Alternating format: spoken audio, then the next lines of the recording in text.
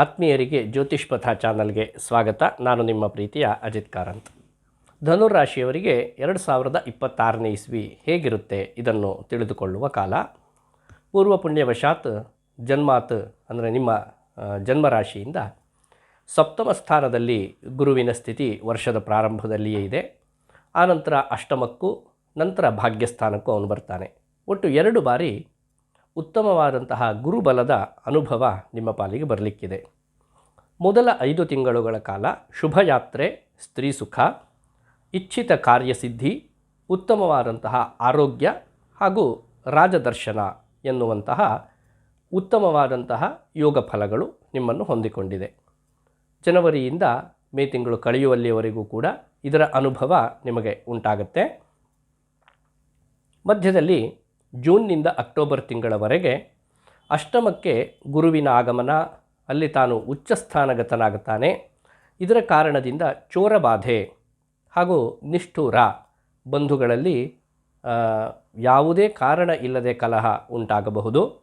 ಹಾಗೂ ಪತ್ನಿ ಪುತ್ರರ ವಿರೋಧ ಇತ್ಯಾದಿ ಯೋಗ ಫಲಗಳನ್ನು ನೀವು ಅನುಭವಿಸ್ತೀರಿ. ಎಲ್ಲವೂ ಇದ್ದು ಯಾವುದನ್ನು ಅನುಭವಿಸಲಿಕ್ಕೆ ಆಗದೇ ಇರುವಂತಹ ಒಂದು ಸ್ಥಿತಿ ನಿಮಗೆ ಕಾಣಿಸಬಹುದು.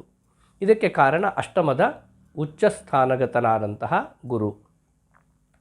ಆ ನಂತರದಲ್ಲಿ ಅಕ್ಟೋಬರ್ ನಂತರ ಪುನಃ ಭಾಗ್ಯಸ್ಥಾನವನ್ನು ಪ್ರವೇಶ ಮಾಡುವ ಗುರು ಉತ್ತಮವಾದ ಗುರುಬಲವನ್ನೇ ಒದಗಿಸ್ತಾನೆ.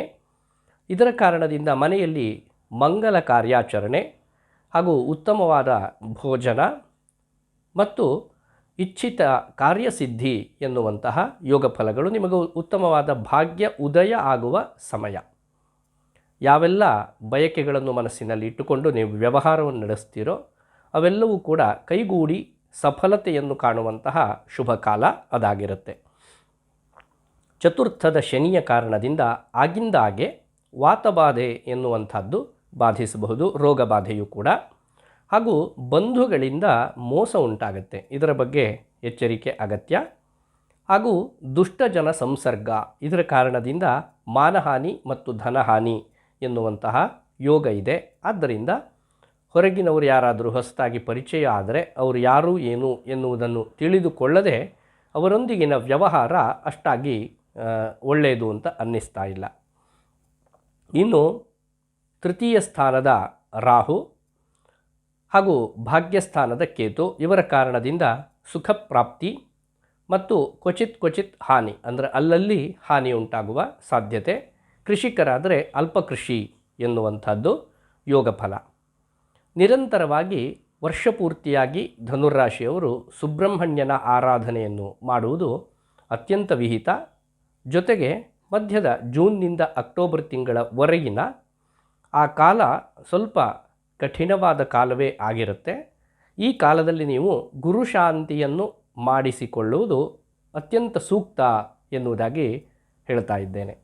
ಯಾಕೆಂದರೆ ದೈವಾನುಗ್ರಹ ಎನ್ನುವಂಥದ್ದನ್ನು ನಾವು ಜಾತಕದಲ್ಲಿ ಗುರುಬಲ ಎನ್ನುವುದಾಗಿ ಗುರುತಿಸ್ತೇವೆ. ಆ ದೈವಾನುಗ್ರಹ ವಿಮುಖವಾದಾಗ ಮಾಡುವ ಎಲ್ಲ ವ್ಯವಹಾರಗಳು, ಕಾರ್ಯಗಳು ಅಡಚಣೆಯೊಂದಿಗೆ ಪ್ರಾರಂಭವಾಗುತ್ತೆ, ಅಡಚಣೆಯೊಂದಿಗೆ ಮುಂದುವರಿಯುತ್ತೆ. ಹಾಗೆ ಅಡಚಣೆಯಿಂದ ಬರಬೇಕಾದ ಫಲಪ್ರಾಪ್ತಿ ಎನ್ನುವಂಥದ್ದು ಇರೋದಿಲ್ಲ. ಇದು ಪೂರ್ಣವಾಗಬೇಕು ಅಂತಾದರೆ ಗುರುಬಲ ಎನ್ನುವಂಥದ್ದು ಬೇಕು. ನಿಮ್ಮ ವಾಂಶಿಕವಾಗಿ ಅನುಷ್ಠಾನ ಮಾಡಿಕೊಂಡು ಬಂದ ಅಥವಾ ಆರಾಧಿಸಿಕೊಂಡು ಬಂದಂತಹ ಗುರು ಪರಂಪರೆ ಅಥವಾ ಗುರುಮಠ ಇದ್ದರೆ ಅಲ್ಲಿ ಸಂದರ್ಶನವನ್ನು ಮಾಡುವಂಥದ್ದು ಸೂಕ್ತ. ಅದಿಲ್ಲವಾದರೆ ಗುರುಶಾಂತಿ ಎನ್ನುವಂಥದ್ದು ಶ್ರೇಷ್ಠವಾದ ಪರಿಹಾರವೇ ಆಗಿದೆ. ಈ ಪರಿಹಾರಗಳನ್ನು ಮಾಡುವುದರಿಂದಲೂ ವರ್ಷಪೂರ್ತಿಯಾಗಿ ಶ್ರೀ ಸುಬ್ರಹ್ಮಣ್ಯನ ಆರಾಧನೆ, ಸುಬ್ರಹ್ಮಣ್ಯ ಜಪಾನುಷ್ಠಾನ ಅಥವಾ ಸುಬ್ರಹ್ಮಣ್ಯ ಕ್ಷೇತ್ರ ಸಂದರ್ಶನ, ಸುಬ್ರಹ್ಮಣ್ಯನ ಪೂಜೆ, ಅರ್ಚನೆ ಇತ್ಯಾದಿಗಳಿಂದ ಧನುರಾಶಿಯವರು ನೀವು ಶುಭವನ್ನು ಕಾಣುತ್ತೀರಿ. ಬಹುತೇಕ 80 ಭಾಗ ವರ್ಷದಲ್ಲಿ ಶುಭವನ್ನೇ ಕಾಣುವ ನೀವು ಮಧ್ಯದ ಒಂದಷ್ಟು ತಿಂಗಳುಗಳ ಕಾಲ ಮಾತ್ರ ಅಶುಭ ಫಲಗಳನ್ನು ನೋಡಬೇಕಾಗತ್ತೆ. ಅದರ ನಿವಾರಣೆಯನ್ನು ಹೇಳಿದ್ದೇನೆ. ಇದನ್ನು ಮಾಡಿಕೊಂಡು ವರ್ಷ ಪೂರ್ತಿಯಾಗಿ ಹರ್ಷಚಿತ್ತರಾಗಿರಿ ಎನ್ನುವುದಾಗಿ ಹಾರೈಸ್ತೇನೆ. ಶುಭವಾಗಲಿ. ಧನ್ಯವಾದಗಳು.